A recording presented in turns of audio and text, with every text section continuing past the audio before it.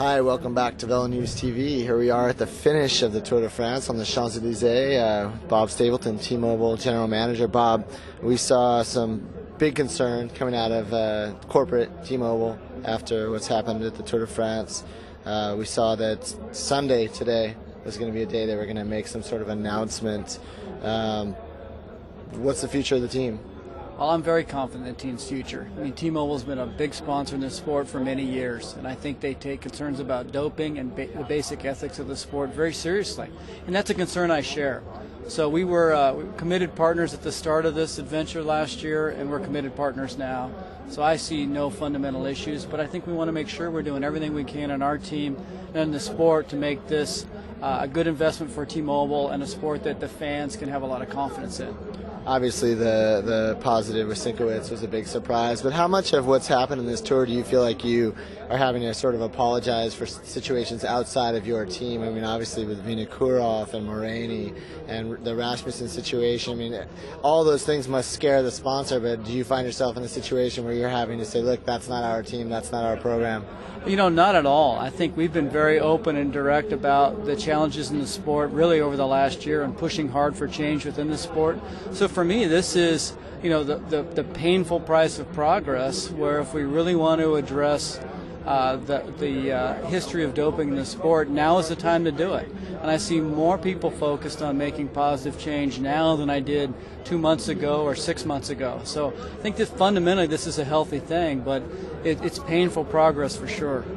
Well, part of change in the sport and what seems to be a painful progress right now is the relationship between ASO, the company that puts on the Tour de France, and the UCI, the governing body of the sport.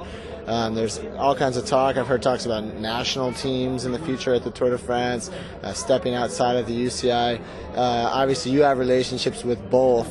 Where do you stand in that situation, and what's the path to get out of it? Well, you know, for me, we have good relationships with both. I think as an outsider, I was able to communicate independently with both organizations. They're really struggling working together at all. So I think actually that not only is doping obviously a serious concern, but this lack of unity in the sport is deadly right now. These parties need to understand, is there some common ground to come together and start to work positively to grow the sport, or do we need a whole new structure that's independent of the UCI? I think we start with a clean sheet of paper and see, you know, one, can we solve this structure and work together for progress, or do we need something totally new? And I think, personally, I'm open for either. I think now is the time for decisive action. And the events, the athletes, and the teams have to come together to make that happen. If the UCI can be a part of that, that's great. Otherwise, we have to look at all of our options now and be decisive. It's amazing how it's all so intricately weaved, because with the doping situations takes away the sponsors, and the sponsors takes away the money, and obviously, companies like ASO that count on sponsorship to put on events like this, and then the UCI relies on these types of events as well. So everyone's sort of relying on everyone else, but no one's really willing to budge. I mean, is it a Middle East type situation where it's unsolvable? I mean, is somebody going to have to give?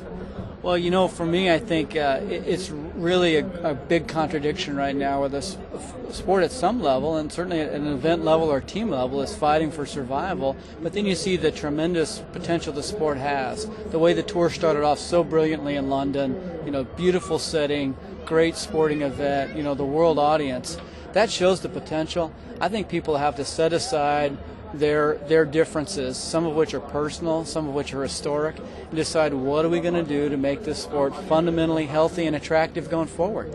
It's not rocket science, it's not that challenging, but people need to, you know, set aside the swords, stop pointing fingers, and take some unified action.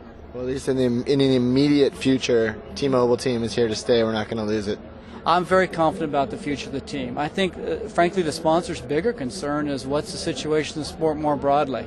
And that's where, you know, we need some help. But I feel good about what we're doing.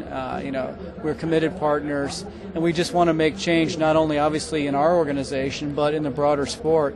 And I'm very motivated to do that. Obviously, it was a rocky tour. Was there a highlight moment for you? Was there one moment of the tour that will stand back as your best memory? Well, I mean, seeing Linus grab yellow was pretty hard to top. A young kid kind of out of nowhere, that's a real success, I think, for all young athletes.